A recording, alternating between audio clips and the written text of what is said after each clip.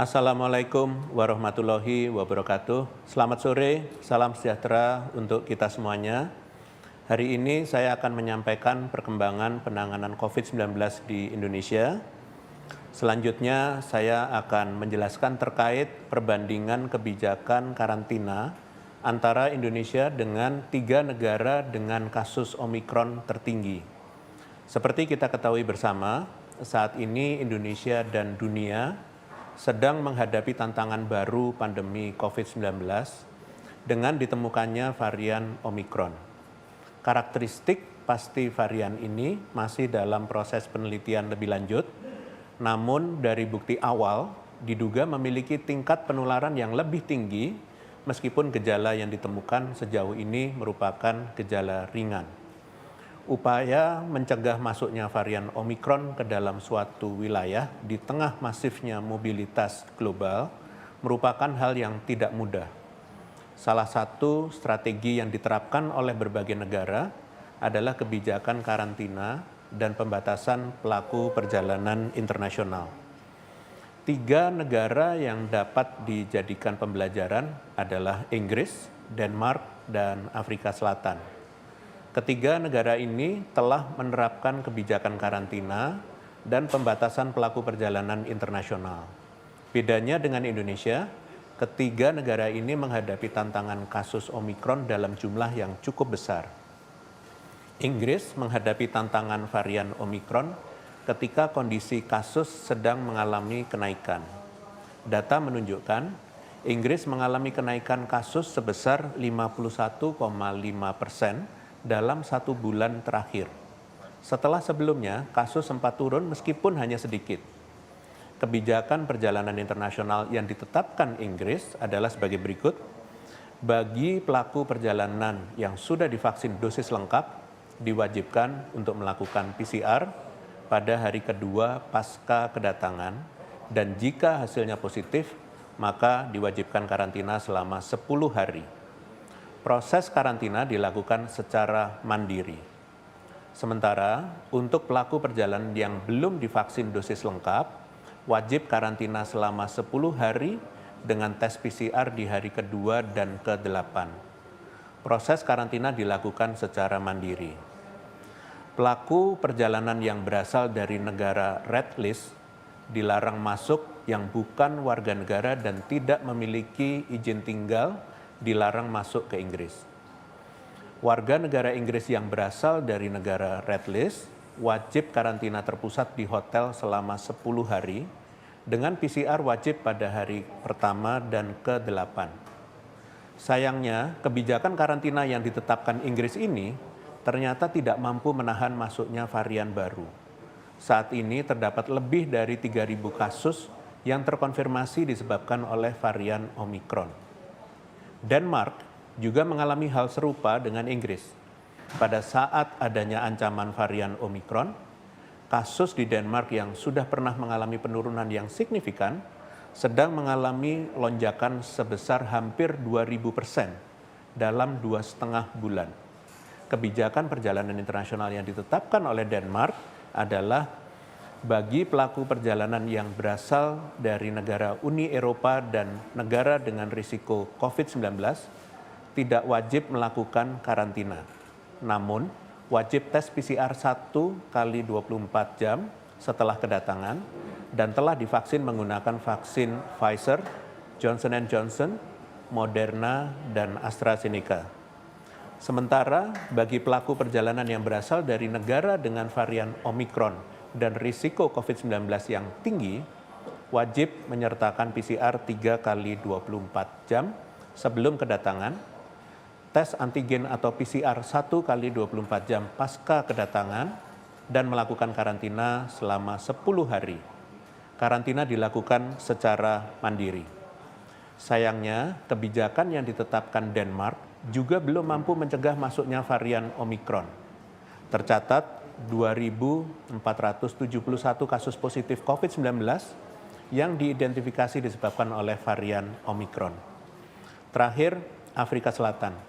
Negara ini juga sedang mengalami lonjakan kasus ketika varian Omikron ditemukan. Kasus yang sudah sempat mencapai level yang sangat rendah kemudian naik 7.000% dalam waktu 1 bulan. Kebijakan pelaku perjalanan internasional yang diterapkan oleh Afrika Selatan berlaku sama bagi semua negara, yaitu wajib tes PCR 3 kali 24 jam sebelum kedatangan. Pada saat kedatangan diwajibkan melakukan tes antigen. Jika hasilnya positif, maka pelaku perjalanan wajib melakukan karantina selama 10 hari. Saat ini kasus konfirmasi varian Omikron di Afrika Selatan sudah mencapai 779 kasus.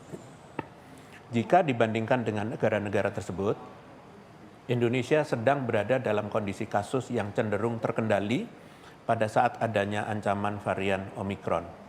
Selama 5 bulan berturut-turut, Indonesia telah mengalami penurunan kasus hingga 99,5% dari puncak kasus kedua. Tentunya kondisi yang sudah dicapai dengan susah payah ini seyogyanya dijadikan semangat dalam menjaga kasus tetap rendah dan terhindar dari masuknya varian baru. Salah satunya dengan bersama-sama menaati kebijakan-kebijakan yang telah ditetapkan oleh pemerintah.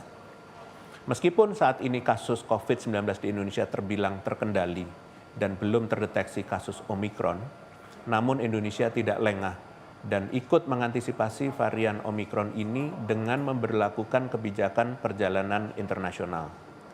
Kebijakan ini telah dirancang sedemikian rupa dengan melibatkan berbagai pakar dan kementerian lembaga terkait, semata-mata demi keamanan seluruh masyarakat.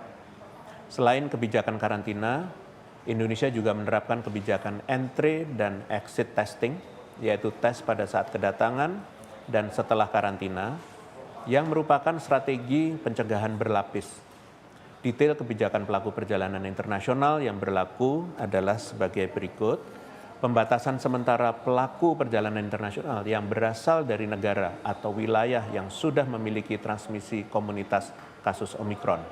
Dengan kata lain, pelaku perjalanan yang berasal atau memiliki riwayat perjalanan dari negara atau wilayah yang sudah memiliki kasus lokal Omikron dilarang untuk masuk ke Indonesia. Untuk WNI yang memasuki kriteria tersebut, diperbolehkan masuk dengan syarat wajib PCR 3 kali 24 jam sebelum kedatangan, PCR di hari kedatangan, dan wajib karantina 14 hari dengan tes PCR pada hari kedua dan ke-13. Sebagai catatan, di samping memaksimalkan upaya testing dan karantina, daftar negara-negara yang masuk dalam kriteria ini akan ditinjau secara berkala sesuai dengan dinamika kasus di Indonesia dan di dunia. Sementara pelaku perjalanan internasional yang berasal dari negara lainnya wajib menyertakan tes PCR 3 kali 24 jam sebelum kedatangan, melakukan tes PCR di hari kedatangan, serta karantina selama 10 hari dengan tes PCR pada hari kedua dan ke-9. Kebijakan karantina adalah kunci pencegahan importasi kasus yang harus dipatuhi bersama oleh seluruh lapisan masyarakat dengan penuh kedisiplinan. Dibandingkan dengan kondisi negara-negara di Eropa, kondisi geografis Indonesia merupakan nilai positif. Hal ini karena negara-negara di Eropa ini mengalami peningkatan kasus konfirmasi Omikron akibat dekatnya perbatasan antar negara dalam satu wilayah daratan, tingkat ketergantungan antar negara, dan tingginya mobilitas penduduk lintas negara. Indonesia dengan bentuk negara kepulauan dapat menerapkan kebijakan perjalanan internasional, terutama karantina, dengan lebih mudah. Meskipun demikian, implementasi kebijakan berlapis yang baik, yaitu karantina dan testing, niscaya akan berperan dalam mempertahankan kondisi Indonesia yang saat ini cenderung terkendali, dengan rendahnya penambahan kasus dan belum masuknya varian Omikron. Sejatinya, setiap individu warga negara Indonesia ikut bertanggung jawab dengan kondisi kasus COVID-19 di Indonesia. Terlebih pula, individu yang karena situasi dan kondisinya diizinkan melakukan karantina mandiri. Jadilah contoh yang baik untuk sesama warga Indonesia agar kebijakan yang telah disusun sedemikian rupa guna mencegah importasi kasus, terutama varian Omikron, dapat terimplementasi dengan baik. Selanjutnya saya akan menyampaikan penyesuaian kebijakan karantina, yaitu Surat Edaran Satgas nomor 25 tahun 2021 tentang protokol kesehatan perjalanan internasional yang disusun dengan mempertimbangkan perkembangan kasus global COVID-19. Melalui kebijakan ini, pemerintah akan meningkatkan upaya screening dan monitoring pelaku perjalanan untuk meminimalisir potensi penyebaran kasus. Berdasarkan arahan yang selalu disampaikan oleh Presiden kepada seluruh menteri dan kepala badan dalam rapat terbatas evaluasi PPKM tanggal 13 Desember tahun 2021 kemarin, bahwa perlu adanya keseragaman narasi dan penjelasan yang lebih rinci kepada publik terkait pemberlakuan karantina bagi pelaku perjalanan internasional agar seluruh pihak mendapatkan pemahaman yang sempurna terkait hal ini. Hal ini menjadi penting untuk diketahui agar masyarakat dapat mengetahui kewajibannya dan mematuhi aturan sesuai dengan peraturan perundang-undangan yang berlaku karena virus ini tidak mengenal orang maupun tempat.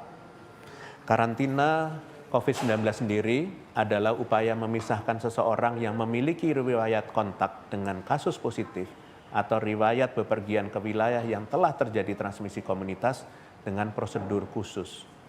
Pada konteks pelaku perjalanan, maka seseorang yang baru saja pulang dari luar negeri harus menjalani proses karantina untuk mengurangi risiko penularan ke wilayah tujuan kepulangannya karena mereka memiliki potensi terpapar virus di luar negeri. Penetapan durasi karantina oleh pemerintah adalah salah satu upaya kehati-hatian untuk mengamati adanya kemunculan gejala sepanjang masa inkubasi penyakit jika benar-benar yang bersangkutan positif COVID-19. Yang diketahui bahwa kebijakan screening kesehatan pelaku perjalanan internasional yang berbeda-beda di setiap wilayah adalah bentuk penyesuaian kebijakan dengan apa yang terjadi di lapangan, baik tren kasus nasional dan global, serta kesiapan masing-masing negara. Pada prinsipnya, kebijakan akan efektif jika implementasinya yang baik di lapangan dan amat bergantung dengan kepatuhan dari masing-masing individu yang dapat menjadi contoh pula bagi orang di sekitarnya. Oleh karena itu, saat ini pemerintah terus memperbaiki organisasi dan manajemen Satgas Pelaku Perjalanan Internasional. Untuk itu, saya hendak menegaskan beberapa hal terkait kewajiban karantina yang berlaku di Indonesia dan telah melalui hasil evaluasi lintas sektor. Pertama, jenis karantina pelaku perjalanan internasional berdasarkan skema pembiayaan dibagi menjadi dua, yaitu yang ditanggung pemerintah dan skema pembiayaan mandiri.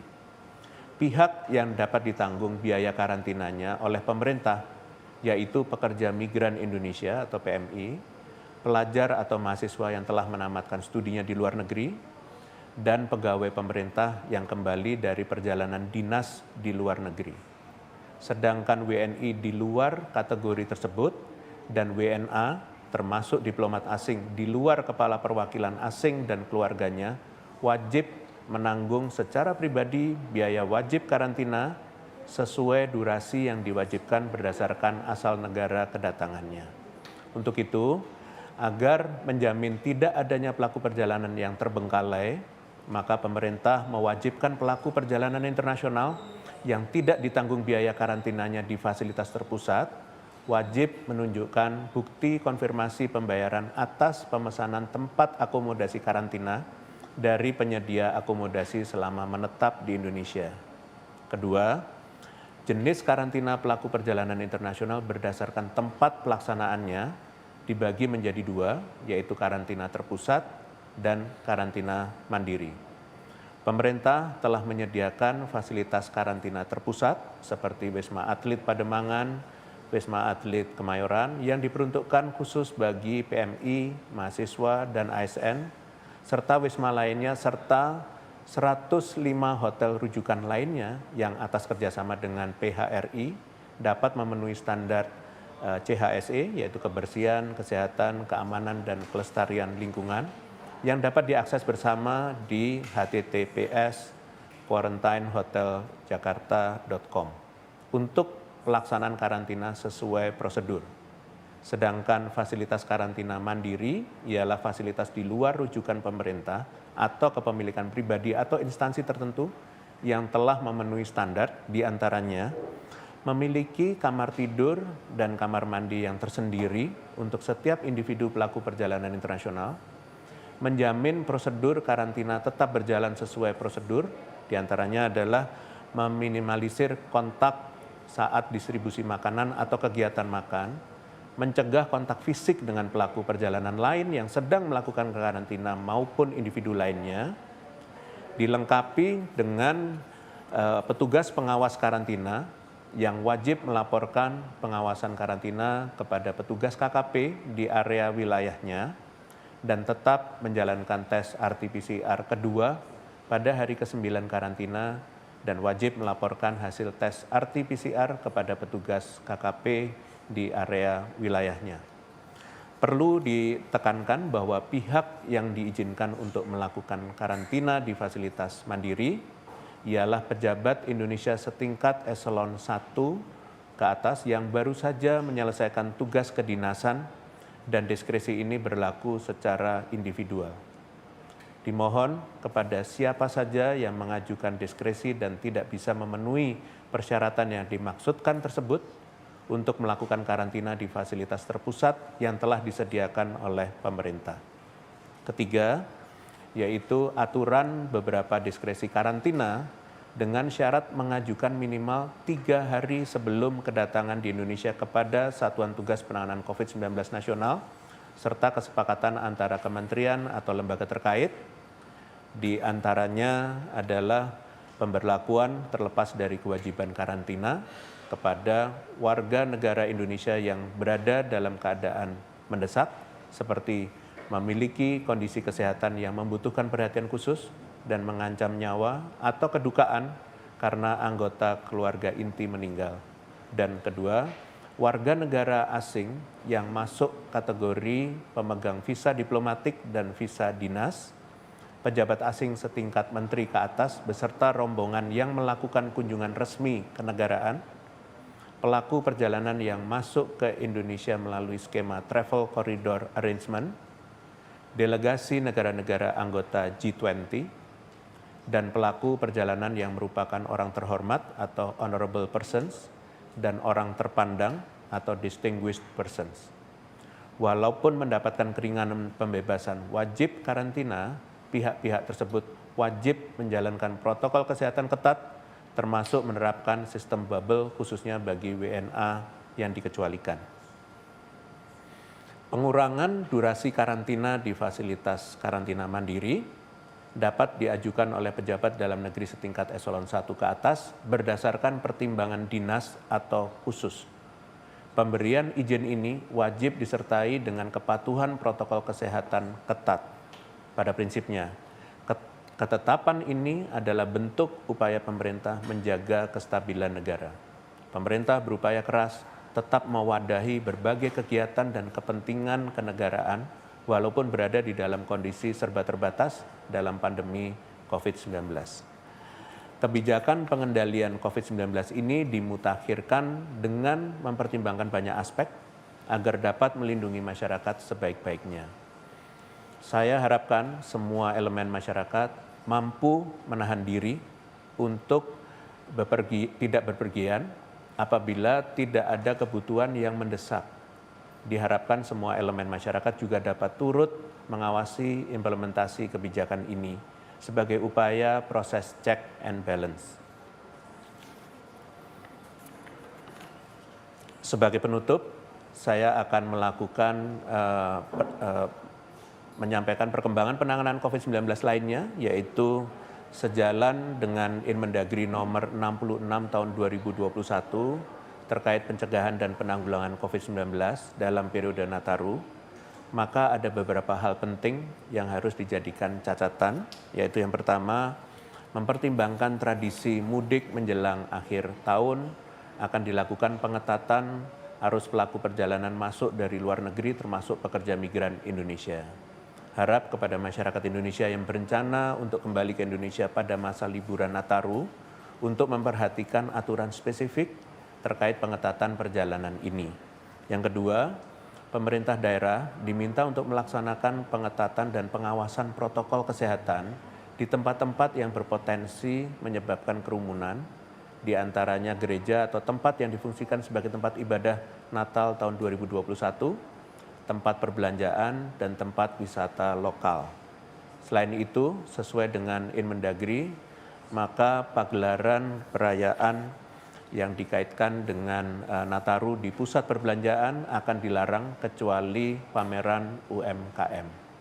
Ketiga, akan dilakukan pembatasan kegiatan masyarakat dimulai pada tanggal 24 Desember 2021 hingga tanggal 2 Januari 2022 yang meliputi pelarangan penonton untuk gelaran acara seni, budaya, dan olahraga yang berpotensi menimbulkan kerumunan.